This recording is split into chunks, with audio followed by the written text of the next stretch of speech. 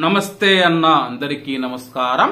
Kuwait లో మనం చూసుకుంటే 2023వ సంవత్సరంలో జనవరి 21వ తేదీన కువైట్ లోని ఆల్ అయూన్ ప్రాంతంలో పనిచేస్తూ ఉన్న ఫిలిపిన్ మహిళ జులేబీ రనారా ఎవరైతే ఉన్నారో ఆమెను తన యొక్క యజమాని కొడుకు 17 సంవత్సరాలు ఉంటాయి అతనైతే ఎడారికి తీసుకువెళ్లి ఆమెనైతే కొట్టి ఆ తర్వాత పెట్రోల్ పోసి ఆమెనైతే చంపివేయడం జరిగింది.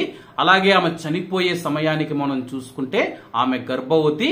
అలాగే గర్భవతి అయినా సరే ఆమె పైన మళ్లీ అత్యాచారం చేసి ఆ యొక్క దుండగుడు ఎవరైతే ఉన్నారో ఆ యొక్క మహిళను హత్య చేయడం జరిగింది.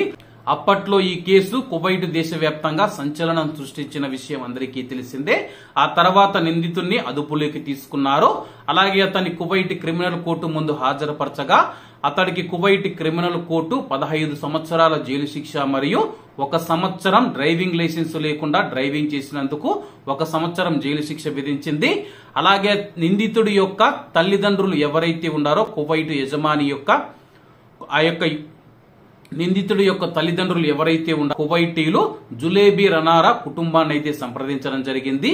ఇలా మీ యొక్క బిడ్డ చనిపోయింది కదా, అలాగే మేము బ్లడ్ మనీ కింద మీకు డబ్బులు ఇస్తాము అంటే కువైట్ లో ఎవరైనా సరే బ్లడ్ మనీ కింద డబ్బులు ఇచ్చేసి వాళ్ళ యొక్క కుటుంబ సభ్యులు క్షమాభిక్ష పత్రాన్ని కానీ ఇస్తే కానీ ఆ యొక్క ఎవరైతే నిందితుడు ఉన్నాడో ఆ యొక్క నిందితుడిని కువైట్ చట్టాల ప్రకారం విడుదల చేస్తారో.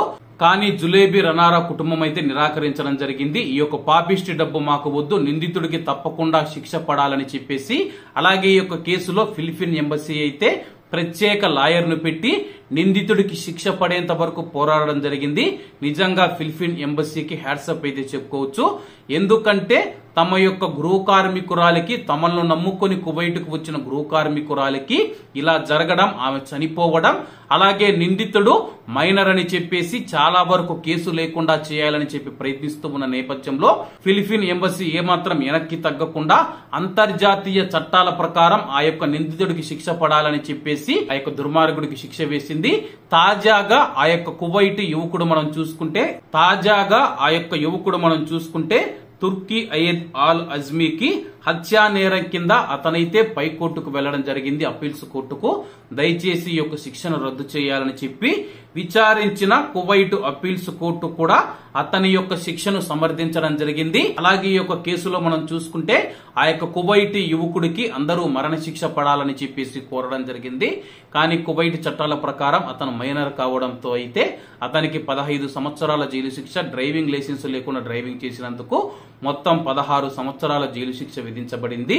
ఏది ఏమైనా సరే ఇటువంటి కేసుల్లో మరణ శిక్ష విధించాలని చెప్పి చాలా మంది కోరుతూ ఉన్నారు. కాబట్టి కువైట్ లో ఉన్న మన భారతీయులందరూ ఇటువంటి విషయాలలో చాలా జాగ్రత్తగా ఉండాలని కోరుకుంటూ, అలాగే ఈ యొక్క కొత్త సంవత్సరంలో జనవరి 21వ తేదీకి జులేబీ రనారా గారు చనిపోయి 2 సంవత్సరాలు పూర్తవుతూ ఉంది.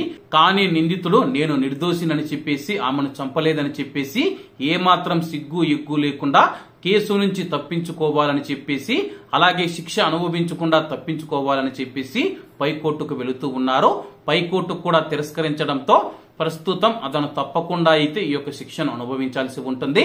కాబట్టి అందరూ బాగుండాలి, అందులో మనం ఉండాలి. అందరికీ నమస్తే అన్న, జై హింద్.